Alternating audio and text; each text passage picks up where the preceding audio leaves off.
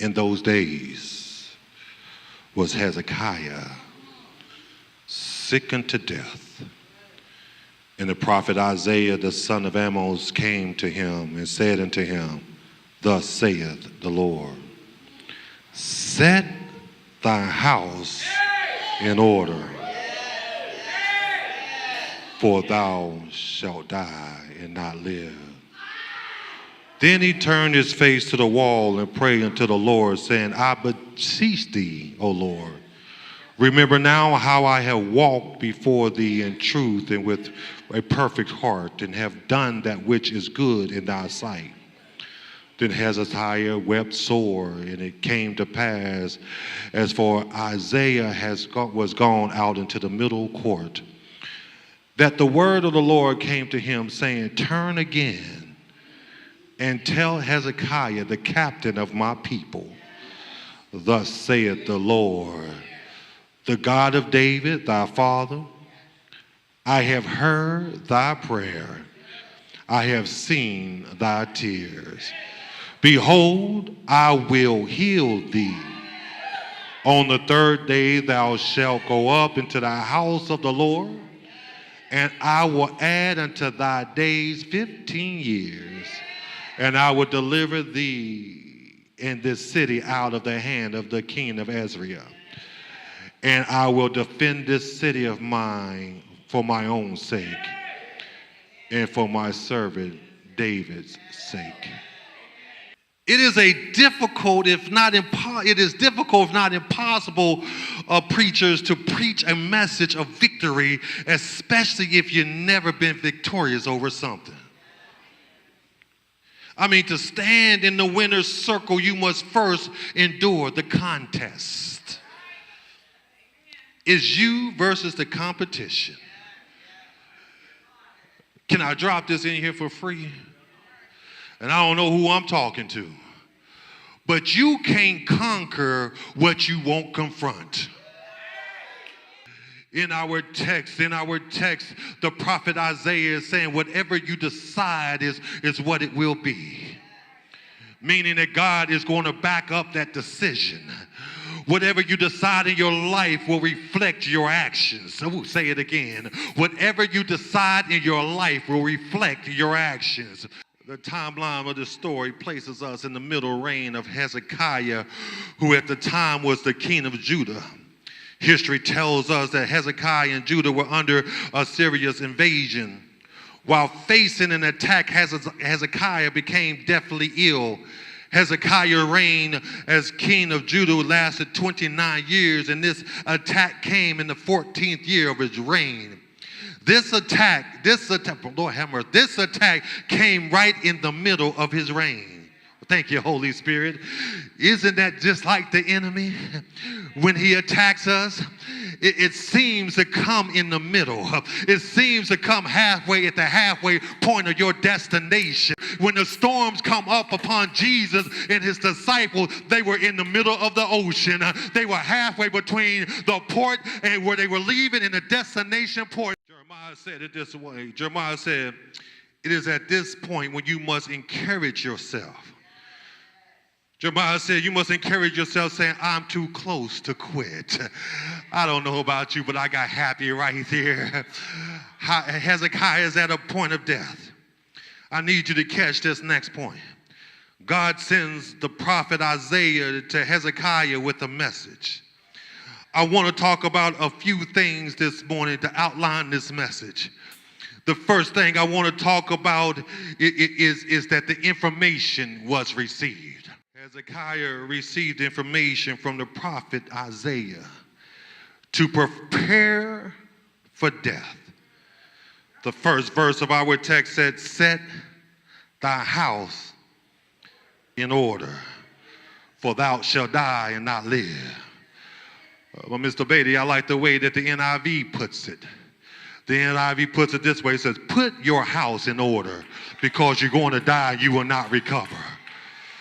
Hezekiah received the prophetic word concerning his own flesh, his own death. For starters, let me say that every word we receive from God will not always be about a blessing or about a miracle or a breakthrough. There are times when God needs to get your attention and God will send a word of warning. Hezekiah was told, you are about to die. Not many folks are told that in their time, that their time is up. Hezekiah was told it's just about over. God tells Hezekiah, I'm giving you time to set your house in order. What God was saying through the prophet Isaiah, this kingdom cannot be left without a covering. Hezekiah didn't have any sons to set an heir to the throne, so Hezekiah was given instructions to set the kingdom up so that after your transition to the kingdom can continue. One lesson we can learn here is that we should always set up the next generation for success. I feel like preaching. Look at your neighbor and say, that's why them babies are downstairs right now, because we're setting up the next generation for success. Oh, I feel like preaching. Chris Rock, the comedian Chris Rock, said in the movie The Head of State, he said, you know what black folks don't? We don't leave behind a will, we leave behind a want. Y'all ain't hearing me. We must leave a legacy for our children and our children's children to continue. Look at your neighbor and say, neighbor, I'm leaving a legacy. I'm leaving something behind. I'm leaving a will, not a want. I'm leaving a will. I'm leaving. Look at, matter of fact, I wish I had a church in here that would just shout for the babies downstairs and say everything that we're doing is for you because we're leaving a legacy. We're leaving a will. We set you up for success. Hezekiah's instruction was to set your house in order. Don't leave your house without a legacy to continue. Family, be revered while you're here and be remembered after you're gone. The information Hezekiah received was set your house in order. You will not recover from this sickness. But I've made up my mind to live. I received some information myself, but I made up my mind to live. But it's the second point that blessed me. Here's the second point. You ready? Hezekiah did something. He received it, but the second thing he did is that he ignored the report.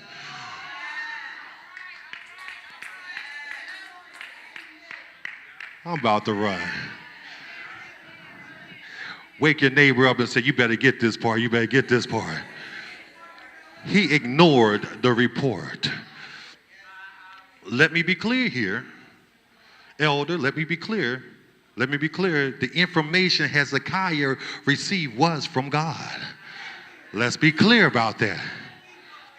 Hezekiah was not speaking based upon what he saw or personally believed. This message from prophet Isaiah gave to Hezekiah came directly from the mouth of God. But yet Hezekiah ignored the report. Talk, Murphy. Here it is. I know I lost you. Let me see if I can catch you up. Hezekiah had something else in mind. Talk, Murphy. He had something else in mind, so he turned his face to the wall. When bad news comes, you have an option to either continue to hear it or to turn from it. I wish I had somebody in here today. The decision is yours. Look at your neighbor and say, neighbor, I can either receive it or I can turn from it. Just because it's been spoken to you don't mean you got to let it download in you. You could turn away from folks speaking death into your life. You could turn away from folks cursing in your life. You could turn away from folks with their jealous nature in your life. I must not have anybody in Corona Baptist Church that made a decision to turn away from some things in your life. Look at your neighbor and say, neighbor, just because it's spoken, I ain't got to let it download into me.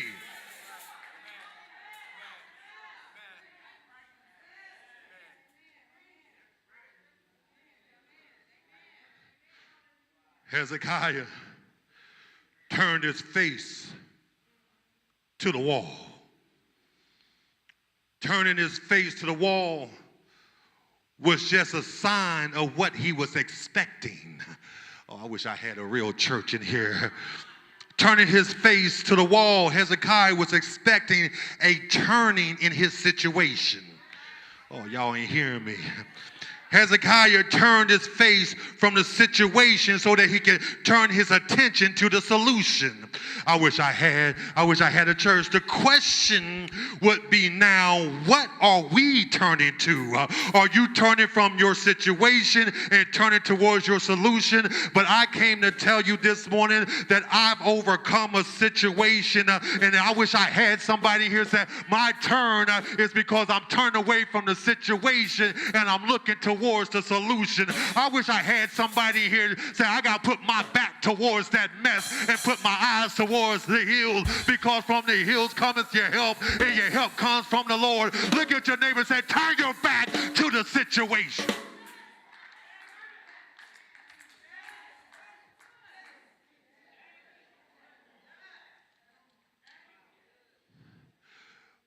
I come to tell you that overcoming the situation is a two-step formula.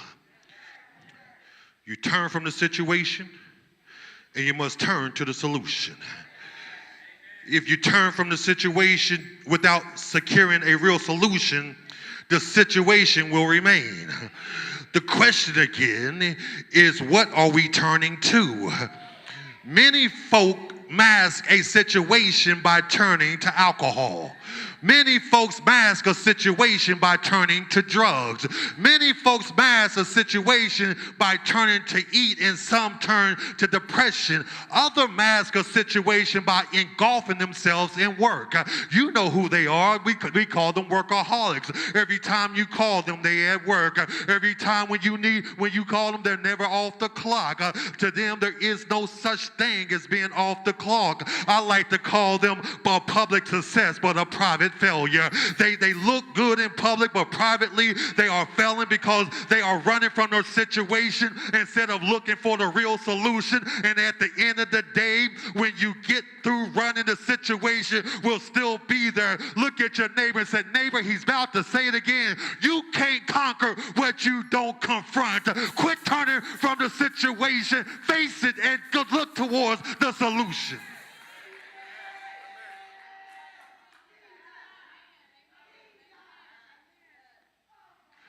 I got some folk in here that want to stand in the winner's circle. If you want to stand in the winner's circle, you got to deal with your situation. If you want to overcome, you got to deal with it. If you want to raise your hand in victory, deal with it. If you want to be able to look back over your life and say, I remember when, then you got to deal with it. If you want to be able to testify about how God brought you through, then deal with it. Look at your neighbor and say, deal with it, baby, just deal with it. If you deal with sadness, then you can overcome it. If you deal with hurt, you can overcome it. If you deal with abuse, you can overcome it. If you deal with a divorce, you can overcome it. If you deal with sickness, you can overcome it. If you deal with lack of finances, you can overcome it. If you deal with loneliness, you can overcome it. Whatever it is, if you deal with it, you can and you will overcome of it. Let's have some church in here. Is there anybody in here who will stand to their feet and say, I'm an overcomer because I dealt with it?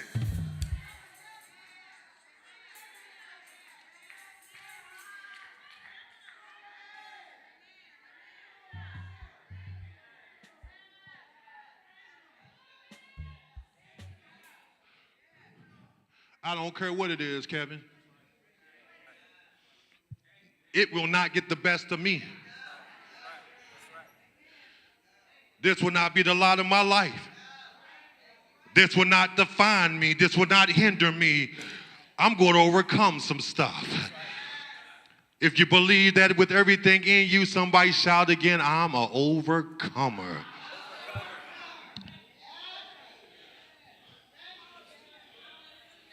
Turn, where was I in the preach? Oh yeah, turn from the situation and look towards the solution.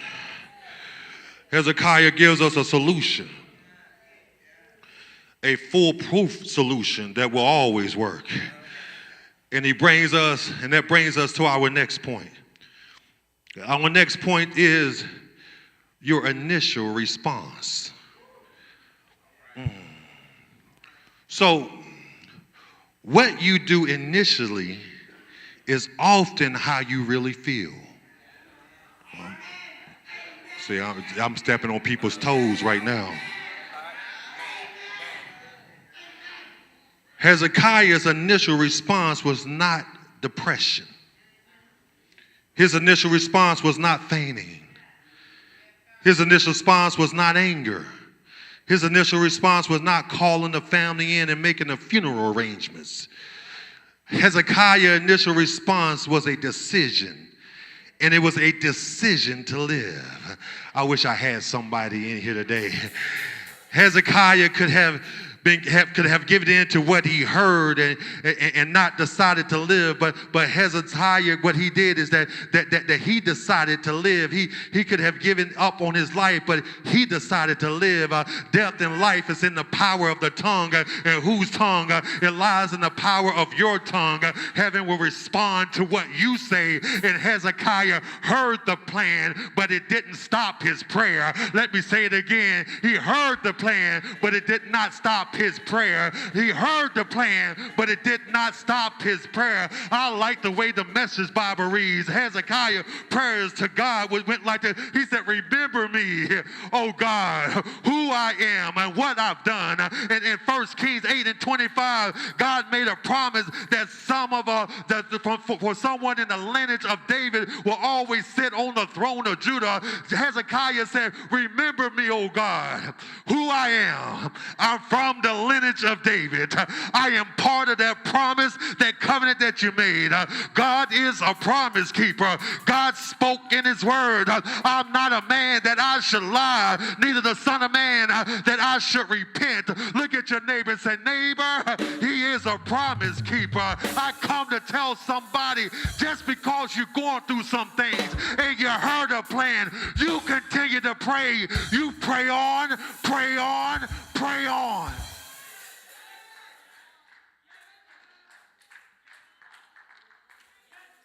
Is God a promise keeper? I wish I had somebody that know that God is a promise keeper. If God is going to do something, he reminded me that if God's going to bless you, if he promised you, he's going to do it. You ain't got to worry about your finances. God got a promise that says God shall supply all your needs according to his riches and glory. I wish I had. You ain't got to be concerned about your health. You got a promise that says, I am the Lord that heals thee. I wish I had somebody. Don't worry about your marriage. You have a promise that says, what God has joined together, let no man put asunder. Don't worry about your church. You have a promise that says, upon this rock I will build my church, and the gates of hell shall not prevail against it. Don't worry about your state of mind. You got a promise that says, I will keep you in perfect peace if you keep your eye, your mind on me. Don't worry about your life. You got a promise that says, and we know that all things work together for the good of them that love God, and to them who are called according to his purpose. I wish I had 2 or 3 folks that would high-five their neighbor and say, neighbor, you got some promises.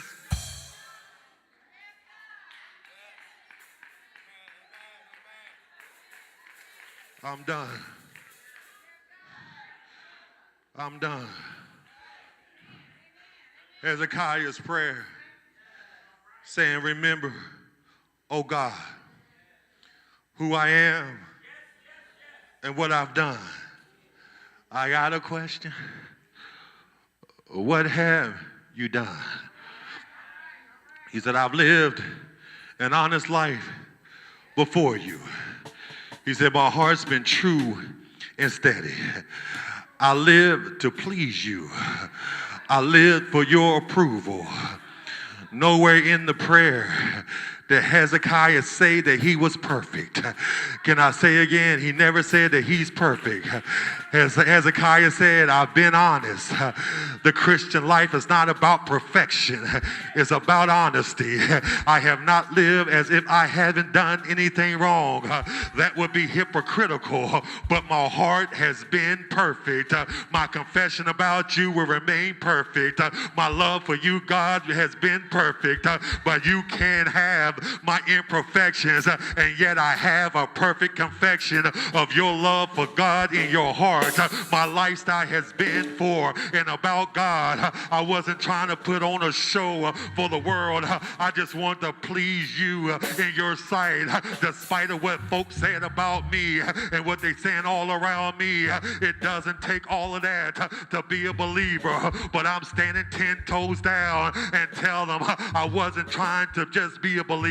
I was trying to be the best Christian that I could be. I need somebody in here that will raise their hand and say, doggone it, dagnabbit, I don't care what they say about me. I'm trying to be the best Christian I can be. My heart is pure. My love is pure. Is there anybody in here saying, I love me some Lord and I am pure? I'm not perfect, but my heart is pure. High five your neighbor and tell your neighbor you are perfect in your imperfections. I feel like preaching.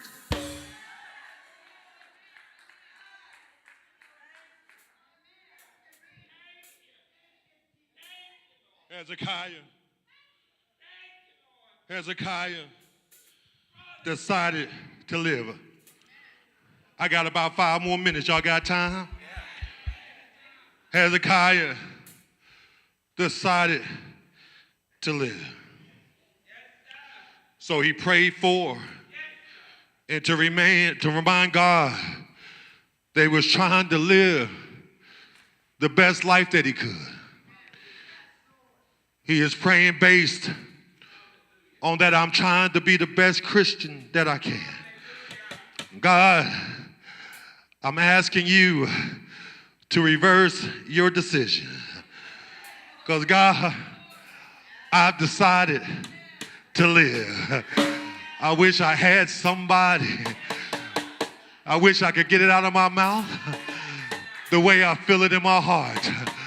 God, I want you to reverse your decision because I've decided to live.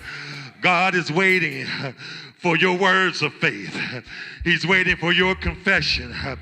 What's going to dictate what happens next is your confession. If you confess death, then death will happen. However, if you confess life, then life will happen. Hezekiah didn't want to die, so he prayed a prayer that's opposite of what he heard. And here's how the story ended. Can I go ahead and close it now? Because of his prayer, Hezekiah received immediate results.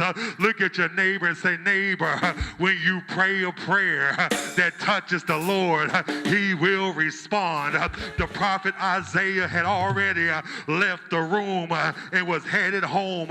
Isaiah thought his job was done, but God had another plan. The word came down to Isaiah saying, turn again. Isaiah, look, you got to go back. There's been a change in plans. I'm going to close this message by saying the negative information you receive no longer matters because there's been a change of plans. Look at your neighbor and tell your neighbor the negative information that you receive no longer matters.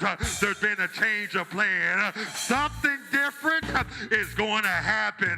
The same place where death was spoken, God is now speaking life. I heard a songwriter write, I speak life. You're going to live, my brother, my sister. I speak life.